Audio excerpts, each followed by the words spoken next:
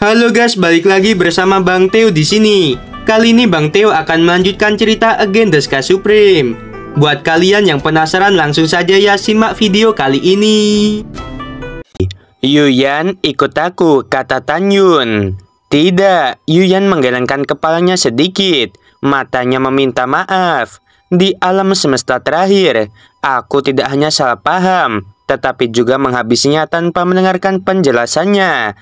Aku kasihan padanya. Aku belum siap menghadapinya dengan tenang. Terlebih lagi, aku tidak berpikir dia ingin melihatku di sampingmu ketika kamu pergi kepadanya.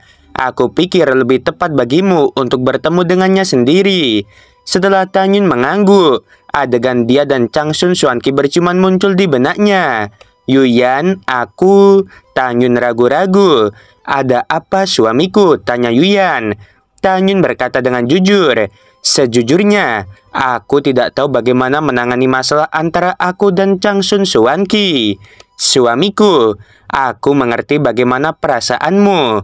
Yuyan yang cerdas tampaknya memahami apa yang dipikirkan Tanyun dan berkata, suamiku, itu sebenarnya sangat sederhana.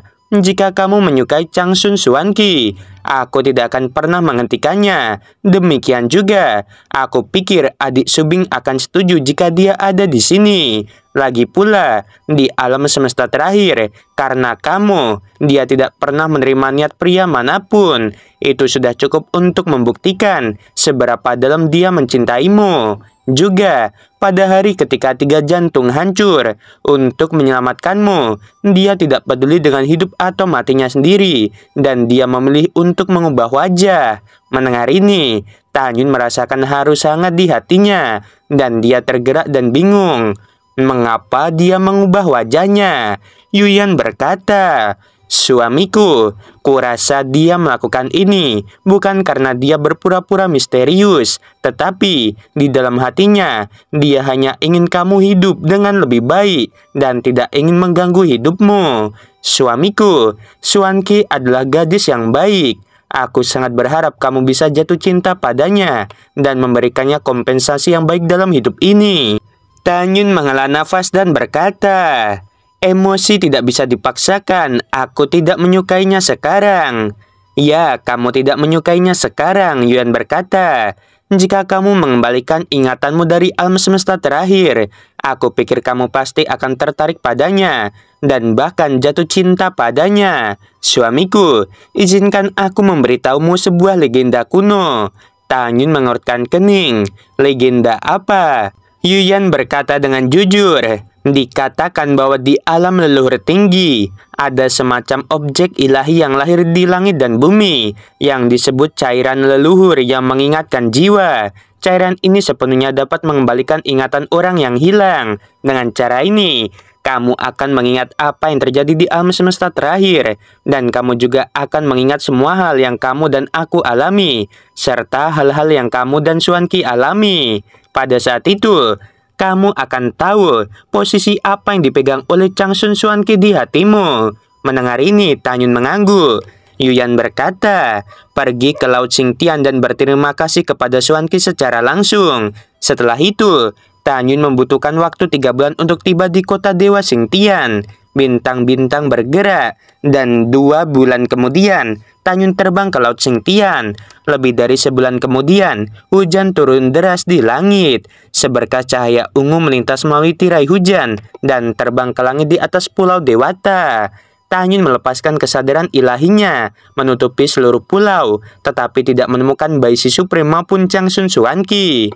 Tanyun melangkah keluar dari kekosongan selangkah demi selangkah, dan muncul di luar paviliun yang indah dan unik. Di sebelah paviliun Xuanqi, ada sebuah paviliun yang disebut paviliun Baishi. Kalau begitu, aku akan menunggunya di sini. Tanyun diam-diam berkata, dan berdiri di tirai hujan menunggu Changsun Xuanqi. Sehari kemudian, Changsun Xuanqi tidak kembali. 3 hari kemudian, dia masih belum kembali. Tanyun berdiri di luar paviliun Xuanqi selama setengah tahun, tetapi dia masih tidak melihat jejak Changsun Xuanqi. Tanyun menghela nafas dan memutuskan untuk memasuki paviliun dan meninggalkan surat kepada Changsun Xuanqi sebelum pergi. Tanyun dengan lembut membuka pintu, memasukinya, dan menemukan bahwa meja batu itu lengkap dengan pena, tinta, kertas, dan batu tinta. Dia menulis, "Suanki, terima kasih banyak," ditandatangani oleh Tanyun. Tidak ada terlalu banyak kata, karena Tanyun sedikit bingung ketika memikirkan Changsun Suanki, dan dia tidak tahu harus menulis apa lagi. Meletakkan pulpennya, Tanyun hendak berbalik dan pergi ketika tiba-tiba ada suara langkah kaki di belakangnya. Tanyun menoleh ke belakang, melihat bayi si Supreme masuk dengan gembira. "Guru, kamu akhirnya kembali. Aku pikir kamu tidak akan pernah kembali." Ketika bayi si mengetahui bahwa itu bukan Changsun Suanki tetapi Tanyun, tawanya tiba-tiba berhenti, dan dia dengan hormat berkata kepada Tanyun, "Junior telah melihat tuan leluhur." Tanyun mengerutkan kening. "Apa maksudmu berkata seperti tadi?" Bayi si Supreme mengangguk dengan air mata dan berkata, "Tuan leluhur, aku tidak tahu apa yang terjadi pada guru. Junior menemukan guru kembali dengan terluka. Kemudian aku menyelamatkannya. Setelah Junior menyelamatkannya, dia sangat marah pada awalnya dan ingin mengusir Junior. Tetapi pada akhirnya, guru mungkin telah melunakkan hatinya atau menemukan sesuatu. Dia memberitahu Junior bahwa dia akan hidup lebih baik. Lalu, guru meninggalkan pulau dan tidak pernah kembali."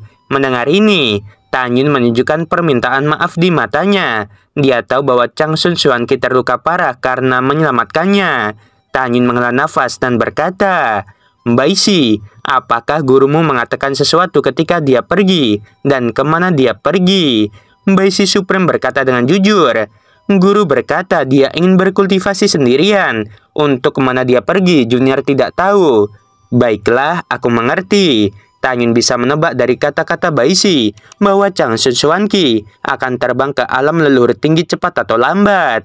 "Tuan Dewa Leluhur, tunggu sebentar. Junior akan menuangkan teh untukmu," kata Baisi Supreme sambil tersenyum. "Jangan repot-repot, aku masih memiliki sesuatu untuk ditangani. Jadi aku akan kembali dulu." Tanyun berkata lagi, "Jika gurumu kembali, ingatlah untuk memberitahuku." "Baik Tuan Dewa Leluhur," kata Baisi Supreme. Ketika Tanyun mengangguk dan hendak pergi, Baisi tiba-tiba memikirkan sesuatu dan berkata, "Tuan Dewa Leluhur, tunggu sebentar." "Ada apa?" Tanyun melihat ke belakang dan bertanya.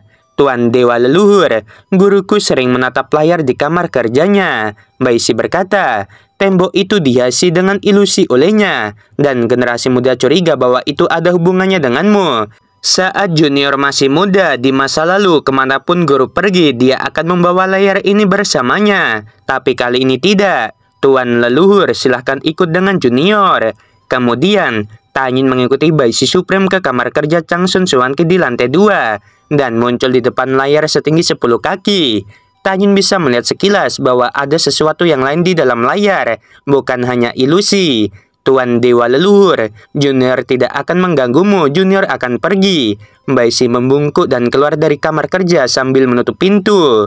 Mata Dewa Hongmeng. Segera, di garis pandang Tanyun, sebuah gambar muncul di layar. Ketika dia melihat gambar itu, Tanyun tercengang. Dia melihat gambar pertama, ada potret seorang pria. Potret itu jelas bahwa Changsun Suanki melukisnya dengan hati.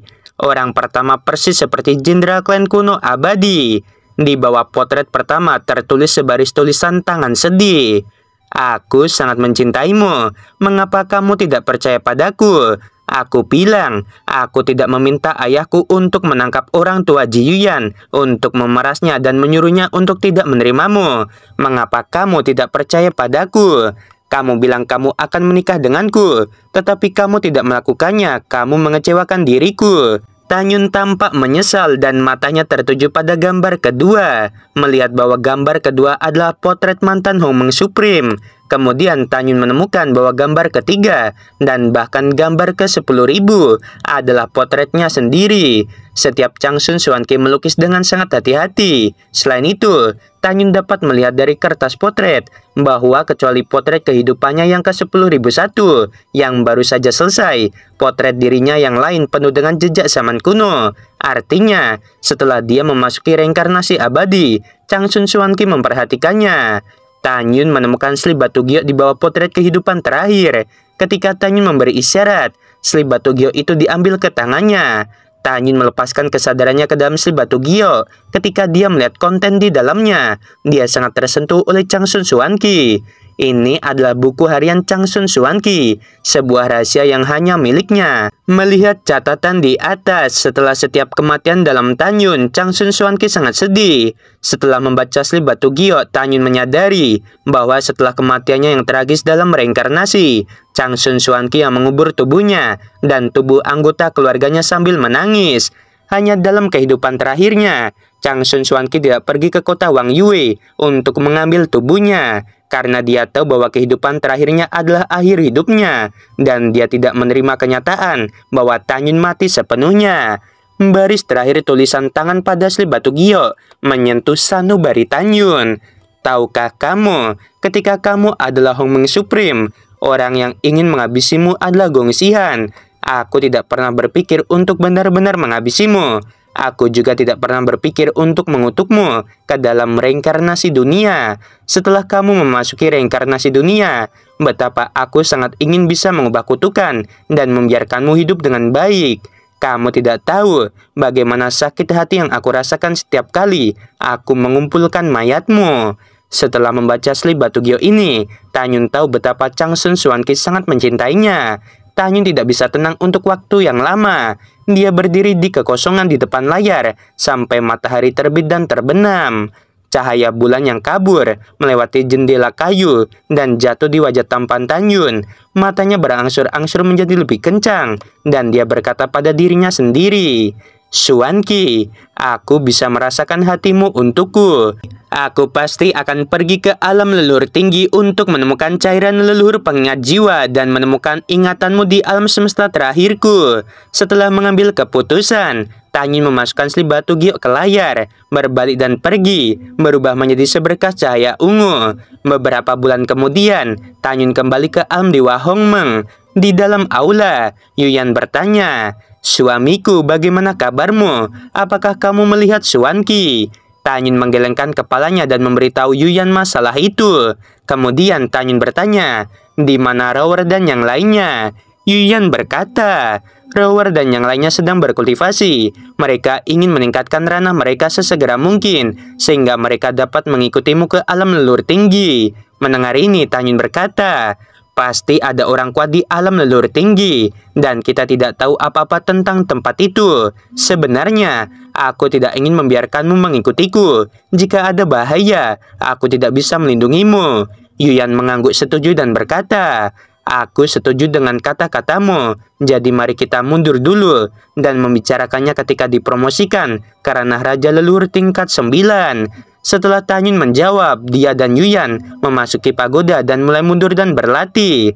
Waktu di luar, 15 tahun telah berlalu. Di taman belakang sebuah rumah besar, Xuanyuan Changfeng melihat seorang gadis dalam gaun hijau yang sedang menarikan pedang. Gadis dengan rok hijau itu tinggi, dengan kulit seperti salju, dan dia memikat.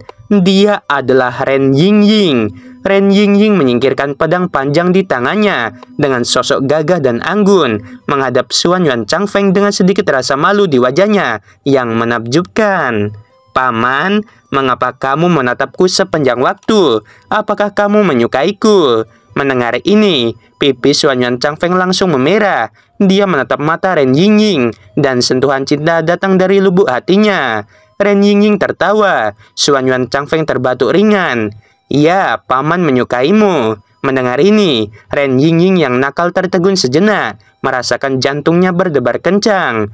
"Paman, bolehkah aku mengajukan pertanyaan?" Ren Yingying berdiri ramping di depan Xuanyuan Changfeng dan bertanya dengan rasa ingin tahu. "Aku mendengar dari ayahku bahwa kamu sangat tampan ketika masih sangat muda. Mengapa penampilanmu tidak berubah sama sekali setelah lebih dari 10 tahun? Aku mendengar dari ayah dan ibuku bahwa ketika kamu datang ke rumah lebih dari 10 tahun yang lalu, semua kultivator di seluruh benua datang untuk menyambutmu. Mengapa mereka begitu takut padamu? Juga, mengapa kamu ingin memperlakukanku dengan sepenuh hati? Aku hanya gadis biasa." Mendengar ini, Xuanyuan Changfeng tersenyum sedikit dan berkata, "Aku akan memberitahumu apa yang ingin kamu ketahui setelah kamu melewati upacara kedewasaan." Ren Yingying menjulurkan jari Gio dan mengelurkan tangannya pada Xuan Yuan Changfeng. "Jangan berbohong padaku." Xuan Yuan Changfeng memandang Ren Yingying dengan penuh kasih sayang. Di alam Dewa Hongmeng, waktu berlalu seperti anak panah. Dalam sekejap, langit di atas gunung suci Hongmeng mengamuk, dan awan gelap yang mengepul menutupi langit seperti gunung, dan raksasa hitam mengembun menuju kota Dewa Hongmeng. Hanya dalam waktu singkat, kota dalam dan kota luar ditelan oleh awan gelap. Penglihatan langit dan bumi yang begitu menakutkan membuat warga kota dan para prajurit ketakutan. Pada saat yang sama, mereka melihat ke arah gunung suci Hongmeng dengan mata memuja, dan mereka menebak bahwa dewa leluhur telah menyentuh penghalang ranah raja leluhur. Dengan suara tawa, Tanyun terbang keluar dari istana dengan senyum seperti angin musim semi, berubah menjadi seberkas cahaya, terbang keluar dari kota, dan terbang menuju pegunungan. Musim berganti. 1 tahun kemudian, di kedalaman pegunungan Hongmeng, awan gelap yang bergulir dengan cepat memudar, dan langit menjadi cerah dalam beberapa napas. Di pegunungan yang hancur, Tanyun yang kehilangan anggota tubuhnya dan sekarat, terbaring di tanah dengan menyedihkan. Tidak ada rasa sakit di matanya, beberapa penuh kegembiraan. Dengan keberhasilannya melampaui kesengsaraan, dan resmi menjadi raja leluhur tingkat pertama.